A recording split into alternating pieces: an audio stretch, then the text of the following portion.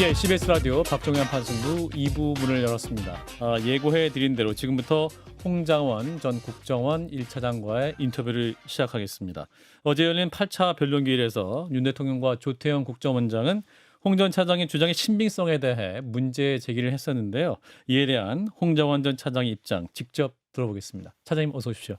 예, 안녕하십니까. 감사합니다. 예, 오늘 인터뷰가 방송 첫 출연이시죠? 태어나서 이렇게 방송국에 온 건 처음인 것 같습니다. 예, 생각보다 많이 떨리는데요. 예, 그러시군요. 예, 예, 무엇보다 국회 국정조사 청문회 증인 출석도 하셨었는데 또 이렇게 방송을 통해서 입장을 밝히셔야겠다 생각하신 이유가 있으실 것 같습니다. 그렇죠. 사실은 제가 12월 6일 이후에 사건이 전개되면서 경찰 조사도 받고 검찰, 공수처 3개 기관의 조사를 쭉 다 받았습니다. 예, 그 이후에 국회 조사특위에도 나갔었고 또 헌재 증인으로 나갔기 때문에 예, 사실은 헌재 증인으로 나갔던 2월 4일 날 나갔다 오면서 이제 제가 할 일은 다 했구나라고 생각했습니다. 예, 이제는 뭐 나름대로 법원이나 아니면 사법 체계에서 나름대로 결정을 할 시간이다 그런 얘기 들었는데 사실은 어제 8차 변론을 지켜오면서 상당히 새로운 생각을 하게 됐어요. 예, 헌재 증인으로 나간 이후에 특히 여러 가지 부분에 있어서의 공격들이 쏟아졌는데 특히 8차 그 변론을 보면서는 야 이거 그냥 가만히 볼 수 있는 상황이 아니겠구나. 그냥 앉아 있는 사람 그냥 바보로 만드는구나. 눈 뜨고 코 베는 세상이구나. 뭐라는 느낌. 아하, 그래서 뭔가 그 국회에서는 여야 의원들이 질문할 때 그 답을 해야 되잖아요. 예. 한정된 시간에. 음, 헌재에서도 질문하는 부분에서 답을 하다 보니까 그 답은 할 수 있지만 그 답 사이사이의 콘텍스트를 얘기할 수 있는 부분이 좀 여유가 없었기 때문에 예, 여러 가지 부분에 있어의 논란이나 아니면 뭐 궁금증 아니면 의심 뭐 이런 부분들을 받아왔다는 부분이 있어서 예, 이제 풀어야겠다. 아하, 특히 제가 요 관련된 부분에서 얘기를 한번 해야겠다고 생각했던 게 제가 굉장히 재미있게 생각하는 것 중에 하나가 뭐냐면 홍장원 그 왼손잡이 거짓말이었어요. 그러니까 필체에 대해서 문제를 예. 삼으면서 근데 그때 제가 헌재에서 메모가 올라오면서 뭐라고 얘기했냐면 제가 왼손잡이라서 글씨체가 악필이라서 뭐 보좌관한테 정소도 시켰고 그 메모에 가필한 거 보면은 글이 약간 좀 이렇게 흘림체 같이 잘 알아볼 수 없을 정도로 써 있다라는 부분을 말씀드렸잖아요. 예, 근데 그 이후에 아니 저 사람이 왼손에 시계도 차고 있고 오른손으로 글도 쓴다는데 왼손 오른손 잡이라는 부분도 거짓말하는 사람이 무슨 참말을 하겠냐 이런 식의 논란이 있어서 내가 한마디 한마디 하는 부분에 있어서 굉장히 많은 관심을 갖고 있구나 하는 생각이 들었습니다. 예, 저 왼손잡이 맞습니다. 다만 이제 제 나이 또래에서는 왼손잡이라 하더라도 특히 글을 쓸 때나 어른들 앞에서 식사할 때는 이제 오른손으로 먹도록 부모님들이 많이 가르치다 보니까 제 동생도 그렇습니다. 그렇군요. 예, 근데 이제 문제가 뭐냐면 오른손으로 고치긴 했어요. 음, 제가 그 오른손으로 고치는 과정에 저희 어머님이 제 왼손을 기부스를 해놨던 적이 있었습니다. 아주 제가 보기에는 그 간호장교 출신이라서 엄한 어머니셨는데 예, 예, 그렇게 해서 그 오른손으로 옮겼지만 이제 아무래도 왼손잡이가 오른손을 그렸으니까 악필이 나오더라고요. 그래서 제가 손글씨를 별로 안 좋아하고 대부분 타이핑하는 부분인데 혹시 궁금하시는 분들이 너무 많으신 것 같아서 예. 제가 시작하면서 예. 그런 부분까지도 다 궁금해하시고 의심하시더라라는 부분으로 소도를 꺼내도록 하겠습니다. 예.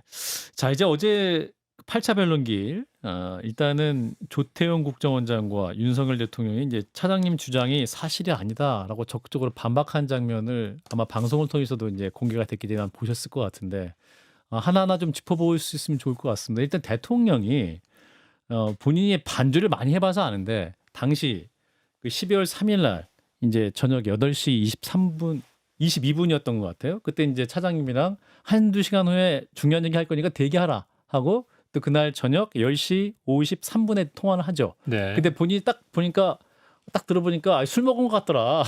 그 얘기를 하는데 어떻게 들으셨어요? 글쎄 제가 보기에는 술을 먹은 사람을 만나면 술 냄새라도 나지만 예. 그냥 전화를 통화해서 만약에 한 잔 한 것 같구나 그렇다면 혀가 꼬였다는 얘기네 그렇죠? 그렇죠. 그러면 술을 굉장히 많이 먹었어야 되는 부분인데 사실과 많이 다릅니다. 그날 제 일정을 그날 그 대통령께서 전화하신 시간을 보면 저녁 20시 22분에 첫 통화를 할 때 예. 방금 대통령께서 헌재에서 국정원장이 자리에 안 계시니까 네가 직대로서 국정을 잘 지켜라라고 타일르셨다고 하셨잖아요. 맞아요. 예. 그런데 공교롭게도 어제 조태영 원장께서 말씀하시는 거 보면은 20시에 대통령하고 조태영 원장이 통화를 하셨대요. 맞습니다. 그래서 조태영 원장이 여기 관사입니다. 출국하는 미국 대사하고 만찬을 했습니다. 출장은 내일 갑니다라고 말씀을 하셨는데 예. 20시 20분에 저한테 전화하셔서 원장이 없으니까 잘 지켜라. 제가 보기에는 손우 좌우를 좀 약간 혼돈하신 것 같고요. 예. 또 한 가지 그 부분에 대해서 설명을 드린다면 전역을 한 건 맞습니다.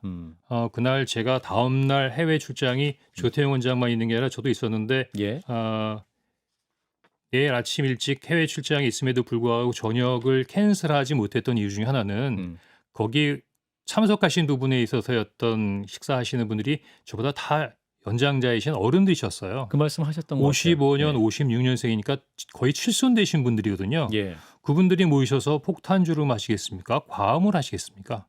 더구나 그 자리에 저는 다음 날 출장을 준비하다가 한 7시 반에서 8시 사이에 도착한 걸로 기억이 되는데 예. 앉아서 첫 번째 음식도 제대로 못 먹은 상태에서 8시에 전화 받고 다시 나왔거든요. 예. 혹시 제가 좀 그 이야기하는 부분이 그렇게 들렸으면 송구합니다만 당시 음주를 해서 혀가 꼬인 정도는 아니었다라고 좀 설명드리고 싶습니다. 예. 그렇군요. 자, 근데 인제 그 10시 53분에 인제 차장님께 전화를 한 것은 당시 인제 10시 53분 알려진 것은 인제 "계엄 선포 받지. 이번 기회에 다 잡아들여. 싹 다 정리해." 요렇게 인제 우리 차장님은 들으셨다고 증언을 그렇습니다. 하셨었는데 예. 대통령은 "아니다. 다시 전화한 건 해외 출장 갈 때 경호 파트가 도움을 많이 줬기 때문에 격려하기 위한 전화였다." 이렇게 말을 하거든요. 예. 어떻게 생각하셨는지? 글쎄 제가 보기에는 한마디 한마디 다 반박하는 부분이 좀 그렇긴 하지만 예. 그냥 그 말씀에 대해서는 단순히 그렇게 말씀하지 않으셨다라고 아. 답하겠습니다. 그렇게 예. 말씀하지 예. 않으셨다. 근데 지금 그 최근에 있어 가장 논점이 되고 공방이 심한 게 그 제 메모 관련된 부분이잖아요. 4 가지가 있다. 예. 4 가지 버전이 있다. 근데 그 일단 그 네 가지 버전을 얘기하기 전에 그 메모 관련된 부분에 얘기를 하면 결국은 그 메모라고 하는 게 체포 대상자 명단입니다. 그렇습니다. 근데 그 체포 대상자 명단인데 사실은 제가 제일 먼저 그 체포 대상자 명단이 있다는 부분을 이야기한 것 같고 예. 저 혼자 주장을 한다 그러면 약간 갸우뚱할 수도 있겠지만 금방 이어서 방첩사에 있는 수사단장부터 관련된 부분에 있어 똑같이 14명의 명단이 나왔거든요. 맞습니다. 그런데 그 이후에 그 조지호 경찰청장이 물론 안가에서도 대통령을 만났지만 여인영 사령관으로부터 14명, 차후에 한동훈까지 15명의 명단을 받았다고 했으니까 지금 체포자 명단이 있는 것은 국정원, 방첩사, 경찰 3개 기관에서 크로스 체크가 된 내용입니다. 예. 그럼 결국은 상당한 부분의 팩트에 접근할 수 있다고 볼 수가 있겠죠. 명단이란 존재한다. 예. 그런데 그 명단과 관련된 부분으로 이 세 사람이 약간 다른 점이 한 가지 있습니다. 예. 뭐냐면 조지호 경찰청장은 그 명단을 여인영 전 방첩사령관으로부터 요청을 받았죠. 예. 방첩사령에 있는 간부들은 여인영 사령관으로부터 지시를 받았죠. 예. 그리고 여인영 사령관은 그 명단을 김영현 국방장관으로부터 전달받았다고 했죠. 예. 그러면 대부분 방첩사나 경찰에서 진술하는 내용은 대통령까지 이르지 못하고 있습니다. 예. 하지만 저는 방첩사에 있는 여인영 전 사령관으로부터 명단을 받은 건 사실이지만 사실은 그 전에 대통령으로부터 방금 말씀하셨던 이번에 다 잡아들여서 딱 다 정리하라는 부분에 있어 지시를 받았죠. 예. 물론 체포의 채자를 꺼내지도 않으셨지만 싹 다 잡아들이라는 말씀 하셨으니까 예. 제가 보기에는 이런 체포 대상자 명단 관련 부분에 있어서 여러 가지 부분에 있어서의 진술들의 최종점이 대통령하고 연결되는 유일한 접점이기 때문에 예. 아마 홍장원이 죽어야 산다라고 하는 생각으로 저에 대해서 집중 포화를 가하고 있구나라고 저는 이해하고 있습니다. 아하. 그러니까 어떠한 증언을 하는 메신저를 공격해서 그 증거 능력을 없애려고 하는 그런 시도다. 뭐 이렇게 이해하시는 것 같은데. 그렇습니다. 예. 자, 그런데 그 4개의 버전이 있다는 그 조태영 국정원장의 그 어제 이제 변론계의 주장을 이렇게 했는데 이게 4개의 버전을 어떻게 이해를 하면 됩니까? 제가 그 그 이야기하기 전에 예. 사실 많이 불편했습니다. 아, 그런가요? 그러니까 심지어 두렵기까지 했고요. 왜냐하면 제가 군인 아니면 정보 관료로 조직과 상관에 충성하는 삶을 살았기 때문에 예. 지금처럼 대척점에 대통령이 있고 또 1년 가까이 직상근을 했던 국정원장이 계시다는 것 자체가 굉장히 힘들었습니다. 예. 더구나 안기부나 그 국정원에 있는 오비들한테 욕을 많이 먹었어요. 아, 문화가 다르니까 예. 어떻게 국정원 차장이 감히 대통령령을 어길 수 있느냐는 식의 예를 들면 과거 12.6 때 궁정동에서 김재기 부장이 비서실 요원들한테 같이 밥 먹었던 경호실 요원들을 사살해 하니까 다 사살했지 않습니까? 예. 아마 그게 국정원이라고 오해하고 계신 것 같아요. 하지만 그러한 부분에 있어서 절대 복종의 시대가 아니고 이제는 그 문화나 또 조직의 어떤 형태나 요구성이 많이 변했다고 생각하는데요. 예. 하여튼 그럼에도 불구하고 굉장히 여러 가지로 많이 힘든 시간이었습니다. 그런데 예. 제가 8차 변론에서 대통령께 말씀하시는 거하고 조 원장께서 말씀하신 얘기를 들으면서 이러한 불편함이 싹 사라졌어요. 아, 그래요. 아, 이 사람들도 다 사람이구나. 아, 다들 뭐 나름대로 자기의 어떤 이야기나 자기의 생각이나 뭐 쉽게 말하면 내가 살겠다라고 하는 부분으로 모든 부분에 있어의 그림을 그리고 있구나. 지금 수명의 장군과 경찰 수뇌부가 십수명 구속되어 있는 상황에서도 아무것도 안 하신 거잖아요. 예. 다 장군들하고 경찰들이 스스로 알아서 하신 거잖아요. 그렇습니다. 저는 여러 번 똑같이 워딩으로 이런 전화를 받았다고 하는데 아니라고 하잖아요. 예. 물론 자기 방어권이라고 하는 부분에 있어서의 어떤 권리를 충분히 인정한다 하더라도 세상의 모든 부분이 사법적인 잣대로만 되는 것이 아니고 공직에 있으면 공직의 유리가 있고 인간이면 인간으로서의 어떤 도덕적 부분에 그 가치가 있는 부분인데 예. 이런 부분에 있어 기존에 생각했던 부분들이 다 무너져 내린 것 같습니다. 저는 대통령이 거짓말한다 공개적으로 그런 생각을 지금까지 한 번도 해보지 않은 것 같아요. 근데 하지만 우리 조태원 원장님이 잘 말씀하셨던 내용인데 정말 지금의 상황이 상식적이지 않은 것 같습니다. 아까 말씀하신 4개의 버전 그것도 마찬가지예요. 뭐냐면 오늘 그 언론에 홍장원 차장의 메모가 4종이다. 4종류가 있다. 어떻게 들리세요? 마치 뭐 책이 4권인 것처럼. 마치 다른 내용의 A, B, C, D 버전이 있는 것처럼 느껴지잖아요. 예. 그래서 마치 A, B, C, D 내용을 가지고 장난치는 것처럼 느껴지기도 하고 A, B, C, D로 바꿔가면서 내용 자체가 뭔가 변화된다는 느낌을 주지 않습니까?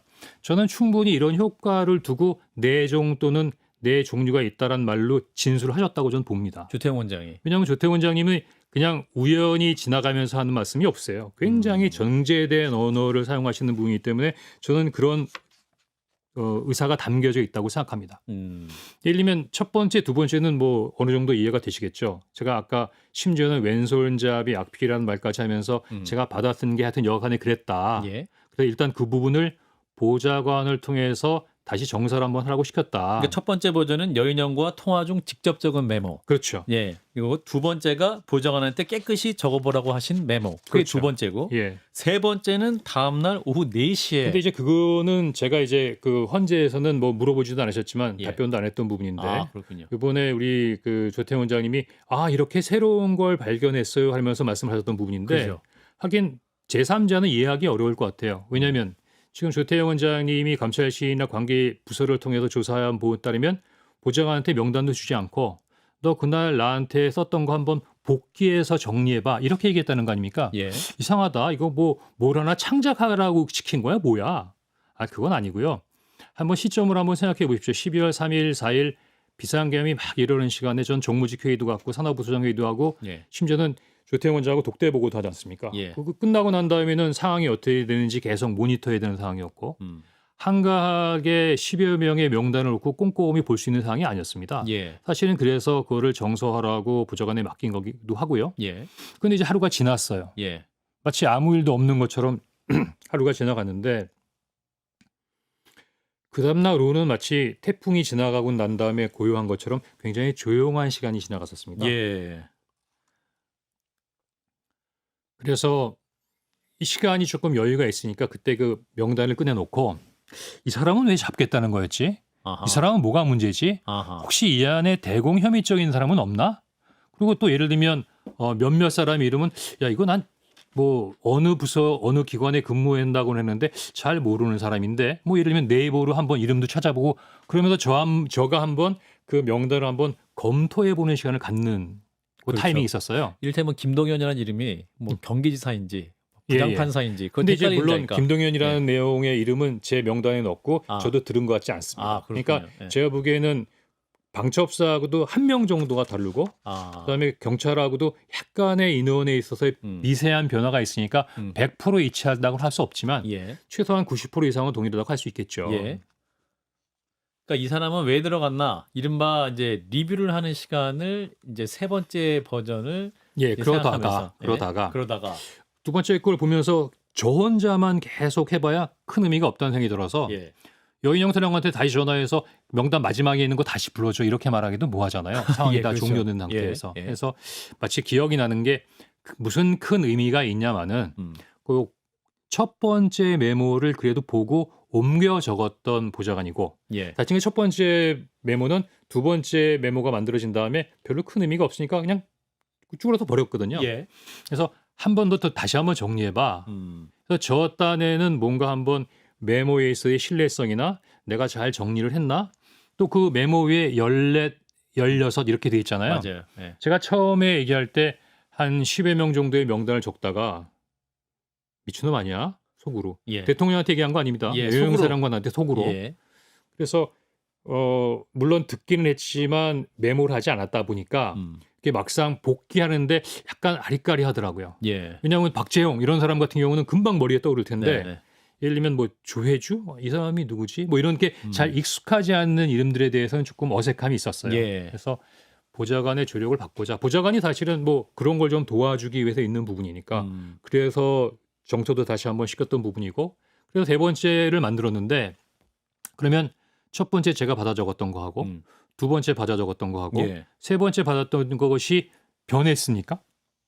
내용은 다 같은 명단이 도리어 있는 거죠. 어떤 내용 들었던 내용들을 정확하게 한번 확인해 보기 위한 과정을 지나간 것이죠. 예. 그러면 결국은 세 종류의 메모가 있는 게 아니라 세 번의 검증 과정을 거쳐서 제가 마지막 16을 지넣었던 이유 중에 하나는 그래 아무리 생각해보다 13명밖에 기억 안 나. 14명인가 봐 라고 잠정적으로 제가 결론을 내린 거죠. 예. 예.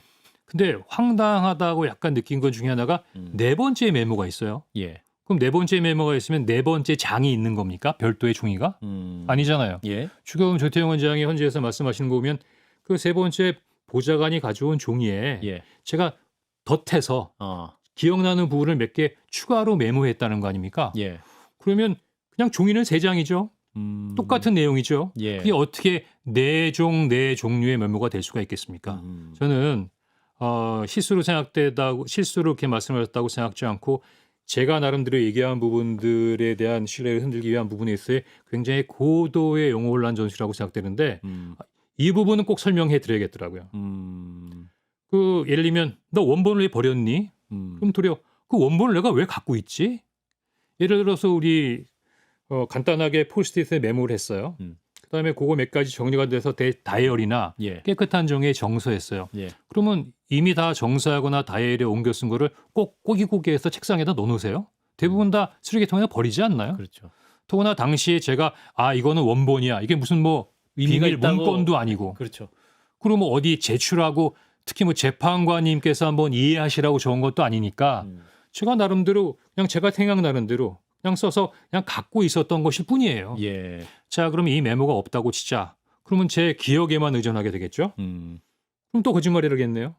그나마 그 메모가 있었기 때문에 검찰, 경찰, 공처의 조사를 받는 과정에 예. 그 메모해둔 부분에 있어 일부미라고 제출을 했을 뿐입니다. 오늘 메모를 갖고 오셨죠? 예, 갖고 차장님. 왔어요. 예. 혹시 제가 메모를 갖고 있다 그러면 그거 제출 안 했어? 그러실 수 있을 것 같은데 예.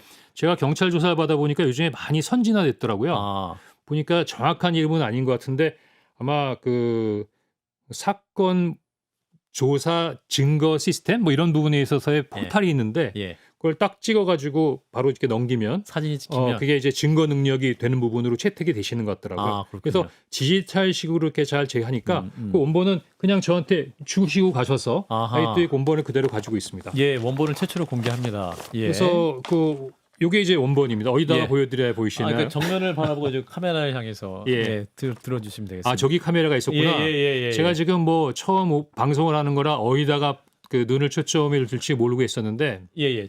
저쪽 오른쪽 화면으로 나가고 있습니다. 예. 그러니까 그 방금 보면은 예. 이 그 보좌관이 말한 대로 예. 조태용 원장이 말한 대로 요 파란 글씨는 그 우리 보좌관이 쓴 거 맞아요. 예. 예를 들면 그 자기가 한번 리마인드가 다시 한번 생각해서 써보라니까 김어준은 생각을 안 나고 유수한와인 딴지일보에 썼다거든요. 예. 또는 권순인 권순이 두 개 쓴 것도 있고요. 예. 그래서 제가 요거를 받아보고 일부는 조정하고 제가 동그라미도 치고 요 메모를 제가 이쪽으로 한 돌려보시죠. 겁니다. 예. 이렇게. 근데 요 메모를 예. 박선원 의원이 썼다라는 루머가 돌아다니는데 예. 어떻게 그렇게 그 SF 소설에 나오는 부분에서의 상상력을 발휘할 수 있을지 대단히 놀랍습니다. 예, 그렇군요. 자, 그래서 원본을 차장님이 공개를 해주시면서 뭐 4가지 버전이 있다 해서 여러 가지 그 증거 능력을 좀 흐트러뜨리려는 그런 시도에 대해서 직접 증명을 해주셨습니다. 자, 그리고 어제 또 이제 중요한 변론기일에서 핵심 쟁점 중에 하나가 이제 우리 차장님이 그 정치적 중립이 의심이 되는 부분이 있었다. 그것 중 하나가 인사청탁을 7번 한 적이 있었다. 그 국회에서 좀 알려진 부분도 있었다라고 조태용 원장이 얘기했었는데 그 부분도 좀 말씀을 해주시면. 제가 100번 양보해서 예. 좋아요. 인사청탁설 좋습니다. 예. 왜냐하면 지금 뭐 설이 워낙 많아요. 뭐 대북 공작금 100억 뭐 띄어먹었다부터 시작해서 예. 홍콩 호화빌라 해외 거점 자금 상납. 그럼 해외 거점에 자금을 모아서 1차장이면 국정원장한테 상납했다는 얘기인가요? 또 뭐 언론에서는 확인해 드릴 수 없습니다만 뭐 김병기 의원의 자제분하고 제가 관계가 돼 있다는 거. 예. 그다음에 아마 저에 대해서 확인해 보다가 좀 제한되니까 요즘에 저희 집사람 얘기를 많이 하나 봐요. 한동훈 초와 배프설, 예. 김건희 여사님 모임에 뭐 미술 관련된 모임설. 심지어는 깜짝 놀랐는데 문정부 때 정의용 전 외교부 장관 조카랍니다. 저희 집사람이. 그리고 저희 집사람이 대형 호텔을 갖고 있다고 그러는데 정말 저희 집사람이 대형 호텔 하나 갖고 있었으면 좋겠습니다. 또 하나는 뭐 이제 뭐 조금 약간 말씀드리긴 뭐하지만 이제 통상 남자들끼리 많이 나오는 불륜설까지 있는데 예. 처음에는 조금 놀랐는데 시간이 지나면서 익숙해지더라고요. 그럼에도 불구하고 이번에 나와 있는 인사청탁설은 대부분 아까 4종류의 메모처럼 제가 보기에는 그냥 나온 얘기가 아닙니다. 저는 어떻게 생각하냐면 지금 홍장원이가 민주당하고 관계돼 있다는 부분을 끊임없이 얘기하는 분은 박선원 의원하고 계엄 당일날 예. 문자를 하지 않았냐. 예. 아니 그날 저녁에 제가 문자를 박선원 의원하고만 통했나요? 많이. 아니 했겠죠. 비상계엄이 일어나고 난리가 났는데 예. 제가 알고 있는 지인들은 많이 연락을 하지 않았을까요? 그렇겠죠. 혹시 여당 의원한테는 전화 안 왔을까요? 그러니까요. 그러면 제가 보기에는 통화를 한 거 아닙니다. 통했다고 자꾸 그러는데 통화도 한 것도 아니고 문자를 한 거 가지고 그러는 부분인데 예. 지금까지 박선원 의원하고 제가 뭔가 연결돼 있다는 부분은 그 문자밖에 없어요. 그 다음번에 헌재에서 김 변호사가 저한테 혹시 대북 공작금 띄어먹었다는 것 때문에 박선원 의원한테 약점 꼽혀 있지 잡혔냐? 않습니까? 예. 뭐 그렇게 물어봤죠. 예. 제가 보기엔 거기에 대한 새로운 버전인 것 같은데 이번에 그 지난번 정부의 인사청탁한 거를 마치 박선원 의원한테 미루는 것처럼 조태용 원장이 말씀하시잖아요. 예. 제가 깜짝 놀랐어요. 왜냐하면 조태용 원장님이 그 상황을 정확하게 기약하고 계실 거거든요. 마치 박선원 의원한테 그때부터 청탁했기 때문에 너 그때부터 뭔가 잘 알고 꿍꿍이가 있지 않아? 이런 얘기인데 저는 박선원 의원을 정보위 때 의원에 만난 거에 만난 적이 없습니다. 딱 예. 유일하게 한 번 있는데요. 예. 제가 그러니까 영국에서 공사를 할 때 예. 박선원이 특보를 하면서 현지 출장을 할 때 예. 출장으로 오신 특보 박선원을 만나서 그날 저녁에 저녁까지 한번 식사를 하고 예. 필요한 부분의 일정을 좀 지원해 드리는 그게 전부 다입니다. 예. 잘못 짚었고요. 사실은 이게 아니 땐 굴등에 연기 난다고 실제로 이런 일이 있었습니다. 조태용 원장이 얘기한 것처럼 작년 여름에 있는 정보위 때 그때 박지원 의원님이 이렇게 말씀하셨어요. 예. 그때 박지원 본인이 의원님이 SNS에 올렸습니다. 네. 예. 그래서 저한테 그때 손가락을 탁 집으면서 예. 내가 국정원장 할 때 7번 인사청탁한 사람이죠. 라면서 밖에 좀 강하게 말씀하시더라고요. 예. 그래서 제가 누가 7번 인사청탁을 해요? 막 이러면서 좀 약간 대드는 부분으로 얘기했더니 예. 아니 저렇게 얘기하니까 건방지다 그러지 하면서 박지원 의원이 그렇죠. 예, 정보위원장한테 저거 사과하라고 해야 되는 거 아닙니까라는 해프닝이 한번 있었습니다. 예. 박지원 의원이나 박선 의원이나 다 제가 인사청탁했다는 건 아니라고 말씀들 하지 않으셨나요? 예. 근데 이제 어느 분께서 뭐 홍장원이 더 7번 얘기했다고 말씀하시는데 사실 그건 아닐 것 같고 예. 당시만 해도 제가 김태호 안보실 1차장하고 고등학교 동문이다. 또 김영현 경호처장하고 육사 동문이다고 하는 것 때문에 예. 야당 의원들이 상당히 각을 지면서 저를 코너에 많이 몰아넣을 때였어요. 국정원의 실세일 것이다. 뭐 예를 들면 뭐 국정원장을 흔든다. 뭐 등등. 그래서 아마 저는 제 생각입니다만 이제부터는 박지원 의원이 저는 한번 손 봐줘야겠다. 그래서 한번 콱 때리신 게 아닌가 생각이 되고 국회 뭐 질의에서 7번씩이나 뭐 이런 생각이 드는데 예. 저는 생각이 좀 다른 게 있는 게요. 예. 다음번에 박지원 원장님을 뵈면 정말 7번 저에 대해서 인사청구를 한 분이 있으니까 여쭤보고 싶고 오히려 궁금하시다. 그런 분이 있다면 제가 평생 은인으로 모셔야 될 것 같아요. 아니 어느 누가 한두 번도 아니고 7번씩이나 부모도 하기 저를 힘들죠. 위해서 인사청구를 해주실 분이 있을까요? 그런 면에서는 제가 굉장히 행복한 사람이라는 생각이 듭니다. 그렇군요. 그러면 인사청탁을 또 할 수 있는 시점은 맞습니까? 그때 말씀하셨던 그 시기 자체가? 제가 그때 쭉 국정원에 있었던 게 아니고요. 예. 2020년 12월 31일 날 퇴직을 합니다. 그래서 한 1년 7개월 가까이 민간인으로 있다가 예. 사실은 이제 이번 정부 들어와서 당시 국정원 특보로 재임용되는 거죠. 그렇다고 하면 네이버 한번 쳐보세요. 박지원 의원님께서 국정원장에 오신 게 아마 2020년 7월 8월일 겁니다. 예. 그러면 저는 2020년 12월 31일이잖아요. 그럼 몇 달 정도가 겹치는데 뭐 공직에 계신 분들은 잘 알겠지만 그해 7월 1일부터 저는 소위 공로연수라고 해서 퇴직 대기에 들어갑니다. 퇴직 준비를 위해서 사실상 이제 뭐 출근하지 되고. 않고 그냥 정만 걸고 봉급 종료를 받는 그 정도죠. 또 하나는 사실은 좀 이렇게 주니어 공무원이라면은 혹시 모르죠. 근데 당시에는 제가 이사관이었어요. 그럼 만약에 인사청탁을 해서 한 단계 더 올라간다 그러면 1급 관리관인데 일단 1급 관리관은 국정원장이 혼자서 결정할 수 있는 것도 아니고 그리고 장군 인사도 마찬가지지만 인사를 마음대로 합니까? 통상 6월이나 12월이나 정기 인사가 있는데 그렇다면 12월이면 전 12월 30일 날 퇴직하는 사람인데요. 제가 보기엔 앞뒤가 안 맞죠.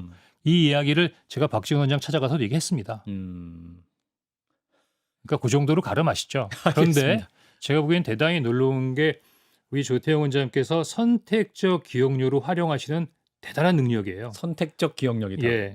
왜냐하면 어제도 기억이 나지 않는다. 이렇게 바쁜 상황에서 어떻게 기억할 수 있느냐. 충격적인 상황인데 기억하지 못하는 게 당연하다. 내 기억 속에서 답변하는 거다. 저는 그렇게 생각하지 않아요. 원장님 굉장히 기억력이 좋으셔서 그 부분 사실 12월 2일 날 김건희 여사가 본인에게 문자 2통 보냈는데 그 다음 날 답변했다는 거 아닙니까? 그래갖고 이제 그렇게 질문을 하죠. 그럼 어떻게 영부인이랑 국정원장이랑 문자 메시지 교환하냐? 이제 국회 측 변호인이 질문을 하니까 뭐 너 자주 있는 일은 아닙니다. 이렇게 얘기하거든요. 자주 있는 일이 아니라면 처음 있는 일도 아니라는 얘기겠죠. 맞습니다. 그 부분이고 자주 있는 일 아니고 2개가 왔으니까 그거를 잊기는 쉽지 않을 것 같은데요. 딱 받으면. 그래서 방금 말씀드린 대로 작년 여름에 있었던 박지원 전 의원, 박지원 의원께서 말씀하셨던 약간의 해프닝으로 나왔던 이야기. 또 하나는 저를 경질할 때도 정치 중립 의무를 위반했다고 경질했지 않습니까? 맞습니다. 그때 제가 얘기했던 게 원장님이 나름대로 의견을 구하셔서 당시 야당에서 안보 관련된 부분으로 굉장히 심각한 문제를 많이 제기했다는 부분을 어제 청구인 측 변호사께서도 질문하시대요.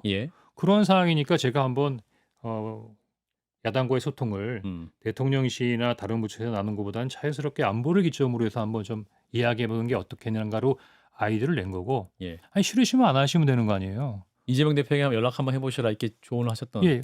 본인이 말씀하시잖아요. 제가 다른 얘기는 안 하고 그냥 이재명 대표에게 전화 한번 하시죠. 그게 다라는 거 아닙니까?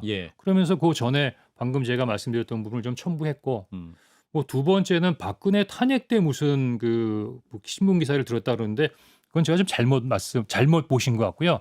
아마 직무실에 있을 테니까 다시 한번 찾아보라고 말씀드리고 싶어요. 그게 아니고 제가 직무 대리를 할 때 2023년 12월 달에 직무 대리를 할 때 음. 국정원이 북한의 안보 위협에 대해서 어떻게 대응하고 있다라는 부분에 대해서 언론에다가 설명한 자료가 있었어요. 예. 그래서 그 언론에 실어진 내용을 보면서 예전에 우리가 언론에다가 이런 내용도 설명을 한 적이 있다라고 말씀드린 거지. 예. 뭐 박근혜 탄핵 때 뭐 그때가 언제인데 그 얘기를 제가 지금까지 기억해서 그거를 원장님한테 건의를 드리겠습니까? 그거는 음. 아마 뭔가 오류가 있으신 것 같고 하여튼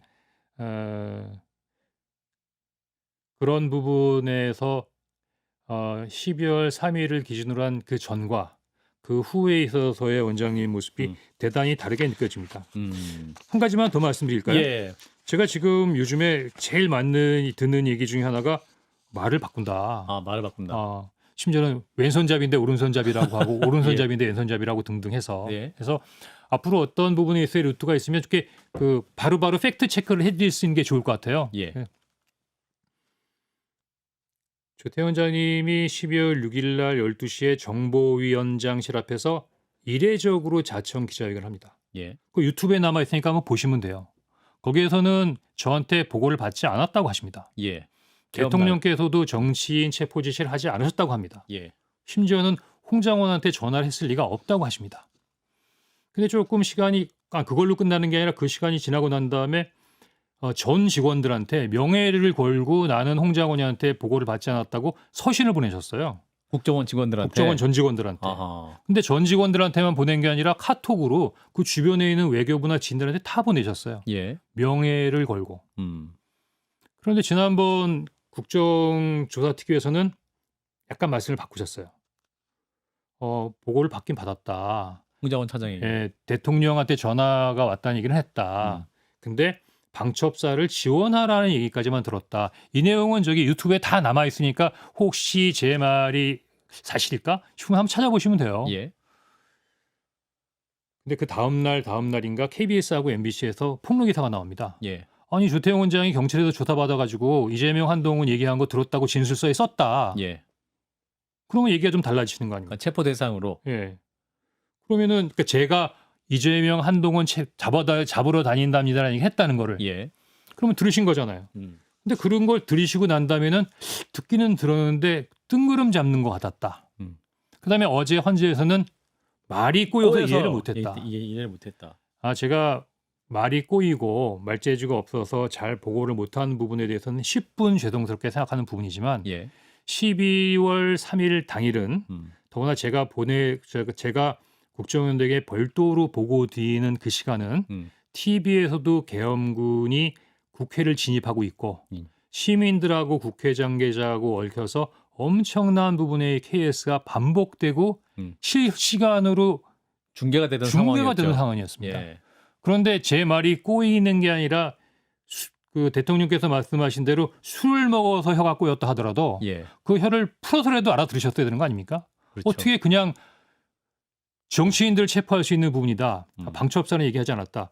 그러면 방첩사 말고 누가 잡았다고 생각을 하셨던 거죠? 저는 조태원 원장 말씀 이렇게 길게 드리는 게 아까 처음에 제가 불편하고 안타깝다고 말씀드렸지 않습니까? 예. 하지만 이제는 더 이상 불편하지 않다. 헌재에서 저렇게 생으로 거짓말하는 거 보니까 이분들 다 똑같은 나하고 사람이구나라는 생각 때문에 생으로 거짓말하고 있다. 생으로 거짓말하는 거죠. 지금 예. 방금 말을 도대체 몇 번 바꾼 겁니까? 그러니까요. 그럼 생으로 거짓말한 거 더 한 번 얘기할까요? 예. 저를 조태원 원장님께서 정치 중립 위반으로 해서 경질했다고 하셨잖아요. 예. 대통령께서 말씀하셨죠. 저 기억력 확실합니다. 12월 4일 저녁 때 쉬고 있는데 전화해서 홍장원이가 정치 중립 위반 관련된 분이 문제가 있어서 왜 그걸 이제 하냐고 원장한테 한마디 했다. 예. 근데 거의 AI 기억력인 그 조태영 원장님은 5일 날 오후 한 2시경이라고 하지 않았습니까?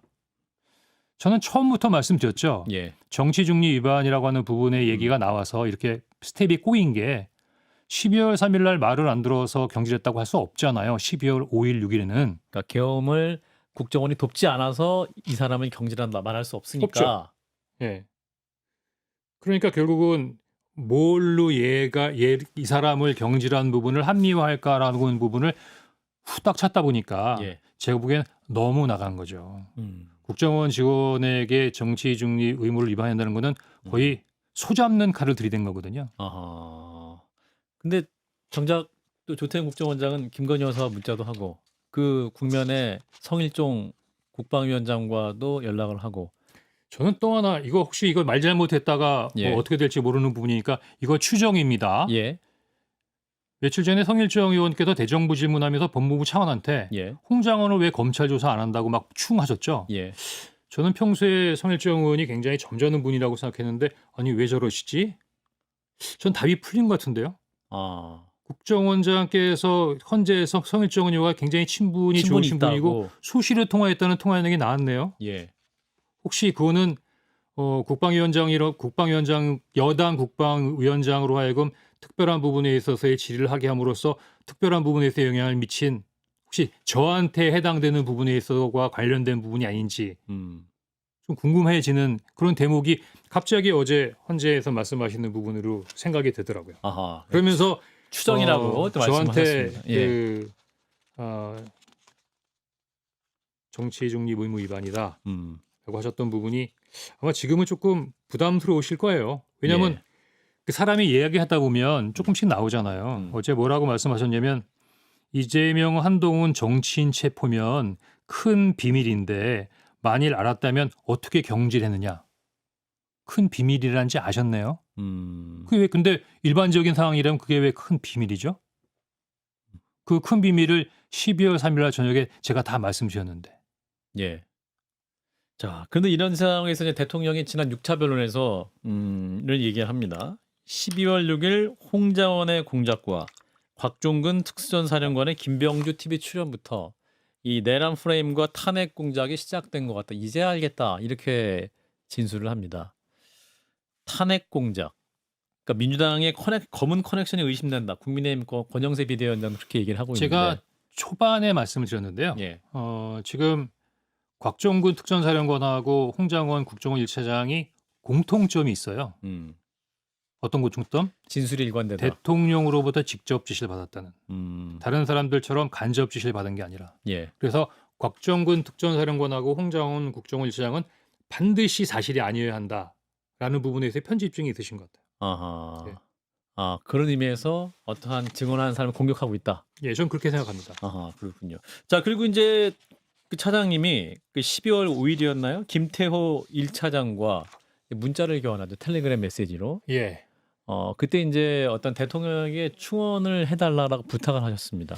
근데 그 제가 느끼는 부분이 있어요. 상황 인식이 좀 많이 달랐던 것 같아요. 저는 그 계엄 당일날 TV를 통해서 비상계엄을 보면서 깜짝 놀랐던 부분 중에 하나가 뭐냐면 아니 국가안보를 책임지는 국정원이 모르는 그런 비상계엄이 어떻게 일어났나. 비상계엄이 엮고인 전시나 사변에 준하는 사태, 국가안보 관련된 부분에 대한 사항을 가장 첫 번째로 알아야 되는 하는 것은 더 퍼스트 노우는 국정원이죠. 그래서 저는 다른 것보다도 국정원이 뭔가를 놓쳤는가라는 생각이 아하. 들었었어요. 예. 그래서 그게 가장 부담스러웠고 그래서 바로 국방부 차관한테도 확인하고 여인영 방첩사령관이 또 그때 이미 전화를 했고 예. 다음에 2차장, 3차장하고도 다 통화한 다음에 예. 빨리 부서장들 소집해서 본부로 복귀하는 게 좋겠다라는 얘기를 했었고 예. 그 다음부터 이제 국정원장한테 계속 연락을 한 거죠. 근데 그날도 이제는 이해가 되지만 당시로서는 굉장히 급박했던 게 비상계엄의 발효 시점부터 11시 30분에 정무직 회의가 이르까지 국정원장님이 연락이 안 되는 거예요. 나중에 보니까 아마 예. 이제 비상계엄 국무회의에 참석해서 그러신 것 같은데 예.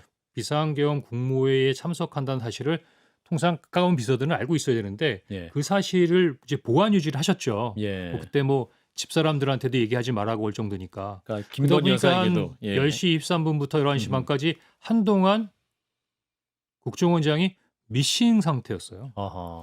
제가 왜 국정원 사라졌다. 관사로 내려가서 거기서 대통령 전화도 받고 여인영 사령관으로 통화를 하나? 국정원장이 없어서요. 그래서 혹시 저녁에 주무시는데 밑에 직원들이 못 깨워드리는 건가? 그래서 국정원 관사까지 내려갔던 거거든요. 예. 그러면 당시 비상계엄을 느끼는 부분에 대해 저녁 인식은 그렇게 절박했는데 11시 30분에 국정원장이 왔을 때 원장님 비상계엄 어떻게 된 겁니까? 언제 하셨어요? 그런 걸 왜 물어보세요? 제가 보기엔 그때부터 뭔가 시작이 됐던 것 같아요. 아, 그걸 왜 물어보세요라고 답변을 예. 해요. 어제 헌재에서 그렇게 말씀하셨는데 예. 그러니까 제가 좀 밑에 사람이 언제 알았어요? 이렇게 물어보는 부분이 좀 이렇게 기분 나쁘게 느꼈다. 그래서 이렇게 답변하셨다 그러는데 예. 아니 지금 전쟁 났어요. 음. 지금 전쟁 났는데 원장님 이게 저희들은 아무것도 아는 부분이 없는데 혹시 원장님은 이 상황에 대해서 파악된 게 있으십니까? 그런 얘기 서로 하려고 정무직회 하려고 하는 거 아니었어요? 예. 그럼 방금 말씀하신 대로 김태호 1차장과의 문자. 그런 인식이 있었기 때문에 예. 마음이 급했어요. 예. 그 다음 날도 제가 헌재에서 말씀드렸지만 그 다음 날 다들 아무 일도 없는 것처럼 예. 행동하고 있었지만 예. 저는 그렇지 않았다니까요. 헌재도 똑같이 말씀드렸지만 저는 군이 안정화가 안 됐다고 봤습니다. 예. 그렇군요. 그 굉장히 우려가 컸잖아요. 지금은 뭐 사령관들이 뭐 절대 안 그렇습니다. 그러면 1차 군사 개입하러 나올 때는 그러면 뭐 마음 먹고 나온 거예요? 군인이라고 하는 게 위의 지시나 상황에 따라서 자기의 행동은 뭐 결국은 복종이라는 형태로 나타날 텐데. 예. 그래서 첫 번째로 군에 대해서 상당히 우려한 마음이 컸고 우려라는 건 2차 계엄에 대한 우려였습니까? 2차 계엄 그때 제가 뭐라 그러냐면 2차 계엄까지 어떻게 할지 모르겠지만 하여튼 2차 계엄을 유발할 수 있는 2차 군사 개입이 있을 수 있다. 아하. 근데 지금 이 시점에서는 그런 부분은 그 전에 우려였고 예. 뭐 정보기관 요원으로서 이제 시나리오를 상상하는 부분이니까 여러 가지 부분에 있어의 워스 시나리오를 고려할 수 있었겠죠. 예. 두 번째는 자 이제 이게 이제 어떻게 될 건가 하는 부분이 제일 걱정이었어요. 그래서 제가 원장님한테도 사실 진심으로 그 대통령실이나 대통령께서 직접 못 나실 테니까 그래도 국정원장 정도의 직위 계신 분이 나셔서 야당하고도 좀 소통을 해서 이 부분을 좀 위기를 좀 약간 소화하는 부분을 갔으면 좋겠다라는 바람으로 말씀드렸던 거거든요. 예. 근데 이제 그때 그 일부 언론에서는 당시 대통령실하고 소통할 수 있는 상황은 아니었고 예. 뭐 대국민 사과 말씀을 하신다는 얘기가 있어서 음흠. 나름대로는 내가 그냥 가만히 있는 것보다는 음. 지금 생각해 보니까 그냥 가만히 있을 거랬어요. 예. 그때는 제가 보기에는 조금 제가 뭔가 예. 약간 그 당시 상황에 대한 인식에 대한 어떤 약간 놀라움이나 예. 약간 흥분된 상태이기 때문에 지금 같으면 그냥 가만히 있었을 걸 뭔가 해보겠다고 뭐 나름대로 원장님한테도 건의도 하고 김태호 차장 통해서 대통령께 뭔가 말씀 드리려고도 하고 뭐 했던 것 같습니다. 예. 그러니까 지금 대통령은 탄핵 공작, 홍장원의 탄핵 공작이 시작됐다고 얘기는 하지만 사실은 차장님은 12월 5일에도 다행히 국민의힘에서 탄핵 반대 당론이 나왔기 때문에 지금 사과를 진심으로 하면 어떤 정치적으로 대통령이 현재까지 이르는 그런 탄핵 국면에 이르지 않을 수 있다는 판단을 하셔갖고 조언을 했던 거고 이런 상황 오기를 원하지 않으셨던 거죠. 지금 이 상황에 대해서 한번 복기를 해보시면 예. 아마 그 시점쯤에 지금처럼 말씀하시고 지금처럼 뭔가 나름대로 어떤 다른 방도를 쓰셨으면 조금 결과가 달라지지 않았을까요? 전 지금도 아쉬움이 있습니다. 아, 그렇군요. 예. 지금 헌재에서 말하는 것처럼 또 진솔하게 국민들에게 빨리 했었으면 네. 여기까지 오르지 않았을 것이다 네. 라는 말씀. 자, 무엇보다 이제 홍장원 전 국정원 1차장에 대한 국민들의 기억은 지난 1차 청문회 발언에 대한 기억입니다. 그 발언 영상을 저희가 잠깐 또 보고 이어가겠습니다. 예를 들어서 위원장님 집에 가셔서 편안하게 가족들하고 저녁 식사하고 TV 보시는데 방첩사 수사관과 국정원 조사관들이 뛰어들어서 수갑 채워서 벙커에 갖다 넣었다. 대한민국이 그러면 안 되는 거 아닙니까? 그런 게 매일매일 일어나는 나라가 하나 있습니다. 어디? 평양. 그런 일을 매일매일 하는 기관 어디? 북한 보위부. 이상입니다. 예.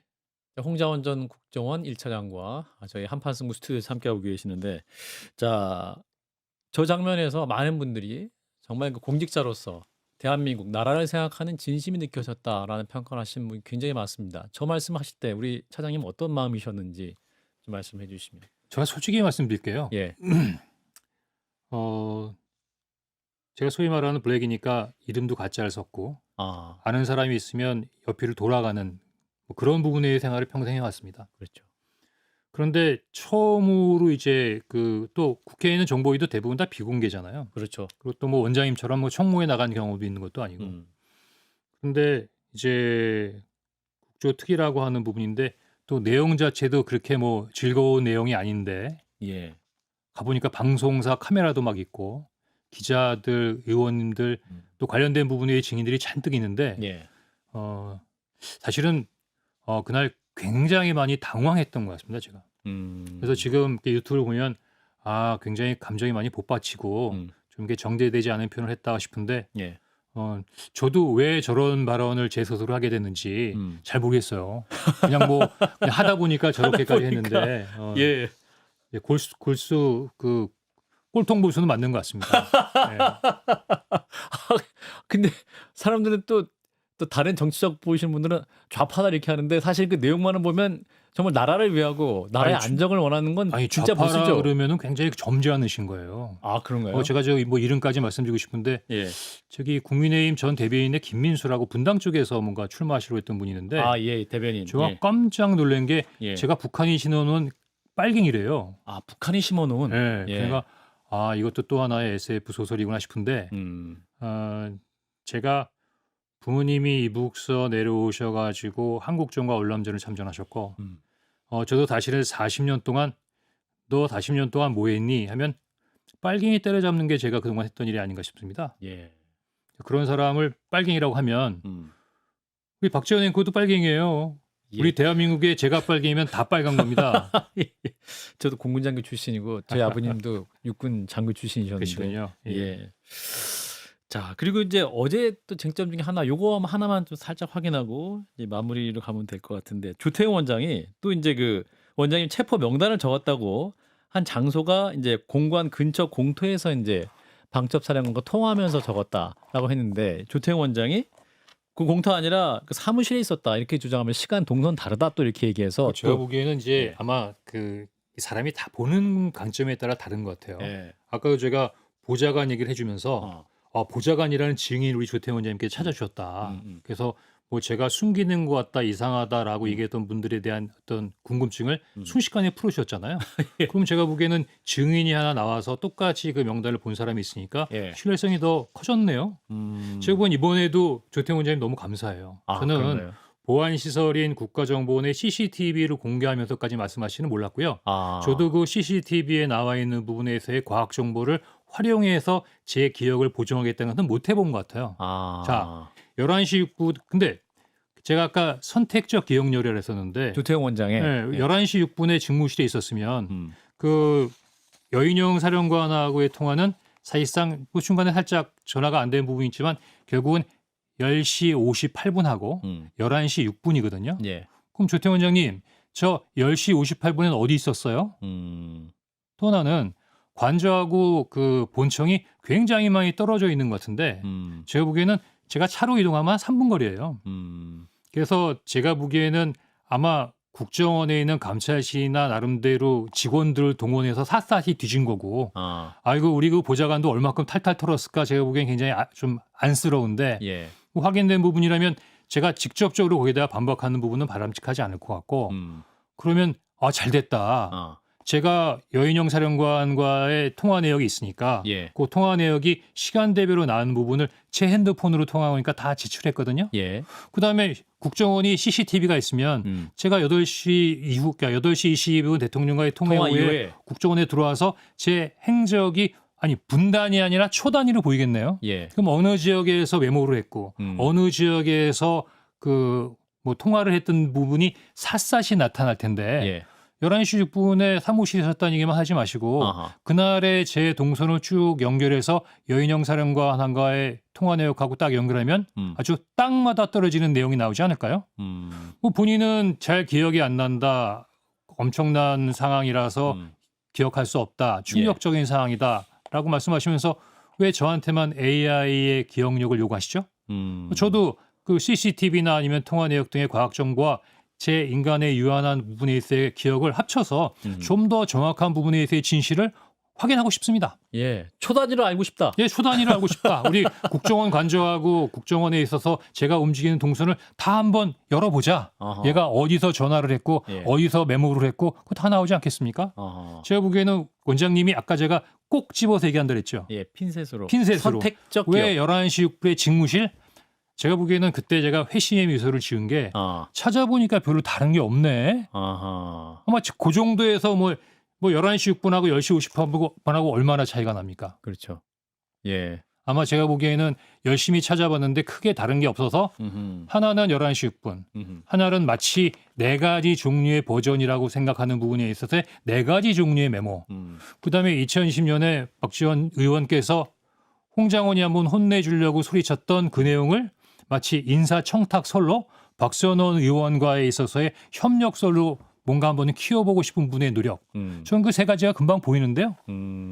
그렇군요. 원장님을 제가 1년 동안 옆에서 보셨잖아요. 네. 제가 사실은 그 원장님의 그 기억력, 그 캐리어, 또 보고를 같은 걸 이렇게 쭉 뒤게 되면 그 통찰력에 너무 감동해서 사실은 저희 조태용 원장님이 제 그 롤 모델이었어요. 주미대사, 국가안보실장, 국정원장, 안보계통에서 일하는 사람의 입장에서는 정말 멋진 캐리어를 갖고 있는 분 아닙니까? 그런데 그 얘기는 하고 싶어요. 이번에 장난으로 아니면 보여주기로 그냥 한번 겁주기 위해서 한 비상계엄 상황에서도 이렇게 하는데 진짜로 전쟁 나면 혹시 그 서울의 봄처럼 예. 미국 대사관으로 가시는 거 아니에요? 그 서울의 봄 영화의 국방장관이 미국 대사관으로 가시잖아요. 예. 조금 과했나?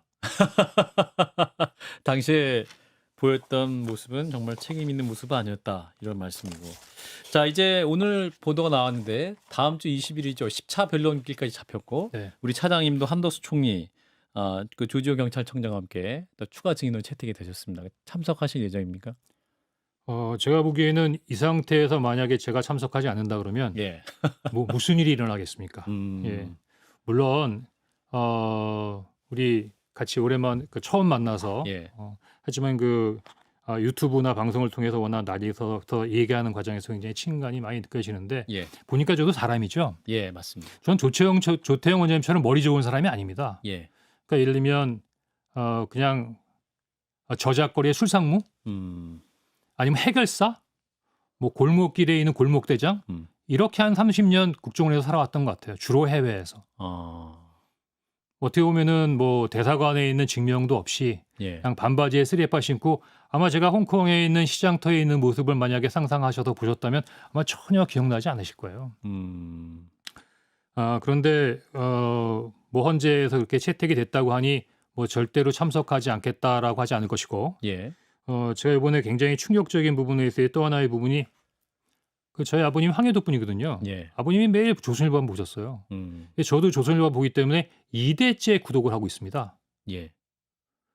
그런데 우리 대조선일보가 오늘 조선일보 사설에 홍장원 메모 작성 시간 장소 모두 거짓. 모두 거짓? 11시 6분에 직무실에 있었다. 11시 6분에 관저에 있었다. 이 부분에 착오가 있으면 모두 거짓입니까?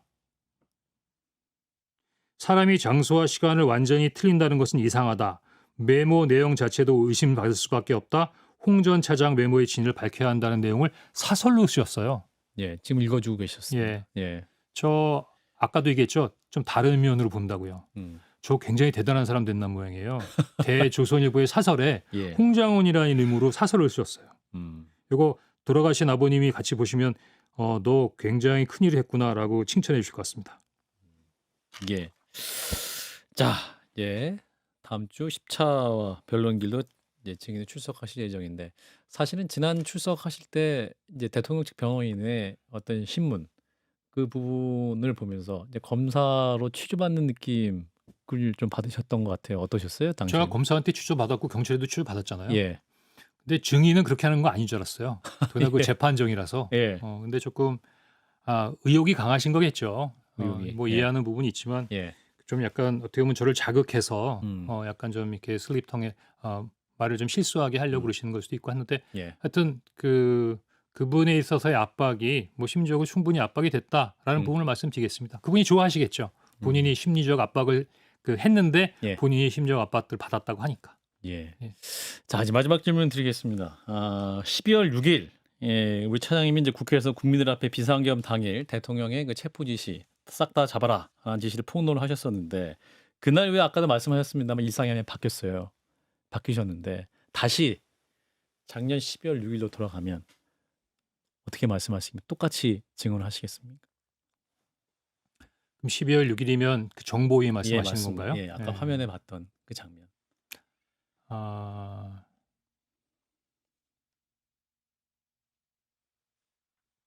그러니까 제일 첫 번째는 12월 3일 날 대통령으로부터 다시 전화를 받으면 그냥 할 걸 그랬나요? 그냥 뭐 그 국정원이 그런 능력이 있습니까라고 자꾸 말씀하시는데 예. 뭐 예를 들면 호랑이가 이빨은 빠졌더라도 발톱이야 있겠죠. 음. 제가 보기엔 그렇게 근본적으로 폄하하는 부분에서는 뭐 동의할 수가 없고 하여튼 제가 보기에는 제 메모가 어떻게 됐고가 중요한 게 아니고 예. 그다음에 14명, 16명이 중요한 게 아니고 이제 자꾸 다리 아니라 손가락을 보는 방향으로 여론을 몰아가는 것 같아서 안타까운데 예. 이제는 조금 한 템포 뒤로 물러서서 아마 이제 20일 날 제가 마지막으로 아마 그 헌재 변론을 나갈 것 같은데 예. 이제는 우리 뭐 예. 제가 감히 국민 여러분이라고 말씀드리지 않고 우리가 좀 이제는 약간 큰 시각으로 봐야 될 것 같아요. 예. 이제 우리 대한민국 어떡하죠? 우리가 어떻게 가야 되죠? 지금 뭐 체포자 명단이나 국가에 난입하는 이런 상황들을 경험하면서 우리 민주주의가 그동안 많이 성숙해 왔던 것 같은데 우리가 이제 잘 살고 있는 것 같은데 우리도 뭔가 나름대로 그동안 챙기지 못하던 부분에 피폴이 있구나라고 느끼면서 우리도 뭔가 이러한 반성과 교훈 속에서 뭔가 나름대로 이제 대한민국에 나가야 될 미래 방향에 대해서 관심을 가져야 될 시점이 아닌가라고 생각됩니다. 그리고 한 가지 예. 뭐 끝머리라서 말씀드리는데 저 707 중대장 출신이에요. 예. 제가 사실은 80년대 707에서 특전사에서 중대장 했기 때문에 제 부하 중에 광주에 갔다 온 사람들이 있었습니다. 그 사람들이 나이를 먹으면서 얼마나 큰 트라우마로 나이가 들어가는가 하는 부분을 제가 지켜봤던 적이 있기 때문에 어쩌면 이번 사건에 훨씬 더 예민할 수도 있었을 거예요. 아, 이 부분은 언론에 처음 말씀하시는 예. 것 같은데요. 그런데 저는 뭐 지금 장군님들이나 사령관님들이 중요한 게 아니고 707 요원들은 그날 지시를 받았을 거 아니에요. 헬기에 탑승해. 그 헬기에 탑승해 할 때 국회에 간다고 알려주지 않았다는 거 아닙니까? 맞습니다. 그 아마 특전요원 한 사람은 무기를 가지고 탄을 싣고 공격용 헬기에 오를 때 야, 드디어 우리가 작전을 하는구나. 평양에 내릴 수도 있구나라는 생각으로 탑승하지 않았겠습니까? 맞습니다. 무슨 뜻이냐면 내가 돌아오지 못할 수도 있어. 내가 전투에 나가는 거야. 작전으로 나가는 거야. 그럼 그 많은 707 용사들은 죽음이라는 걸 뒷전에 두고 임무 완수를 위해서 707 그 임무 헬기에 탑승한 거예요. 저는 국민들께서 군복 입은 사람들에 대해서 많은 실망하셨겠지만 그 순간 많은 군인들의 마음속에는 진정된 부분에 대해 충성심이 있었다라는 부분을 잊지 않으셨으면 좋겠다 하는 부분이 찡한 마음으로 심지어는 최근에 특전사 요원들의 뭐 전역 자수가 막 늘어난다고 하는데 예. 군인들이 제가 보기에는 뭐 연봉을 많이 받습니까? 마음이 편하고 몸이 편합니까? 제가 보기에는 어떻게 보면은 그런 군인들의 마음속에서는 국민들의 지지, 응원, 지나갈 때 어이구 고생해요 하는 그 말 한마디로 결국은 군대 생활을 하는 건데 하는 안타까운 부분이 드는데 제가 헌재 갔다 오면서도 마지막에 나와서 그런 말씀했습니다만 하여튼 여간에 이렇든 저렇든 빨리 합리적이고 정상적인 부분으로 문제를 해결하고 우리가 이제 갈 길을 가야 되지 않겠습니까? 하는 생각이 듭니다. 오늘 처음 출연해서 약간 오버했던 것 같습니다. 말도 많이 하고 하여튼 저기 실수가 많이 있었던 것 같은데 하여튼 좀 귀엽게 봐주십시오. 예, 마지막 말씀이 참 가슴이 나왔습니다. 육사 출신으로서 저도 이 공군장교 출신으로서 또 우리 국군의 명예를 마지막에 지켜주신 것 자체에 또 대신해서 감사드린다 말씀을 드립니다. 오늘 말씀 여기까지 듣겠습니다. 홍장원 전 국정원 1차장이었습니다. 고맙습니다.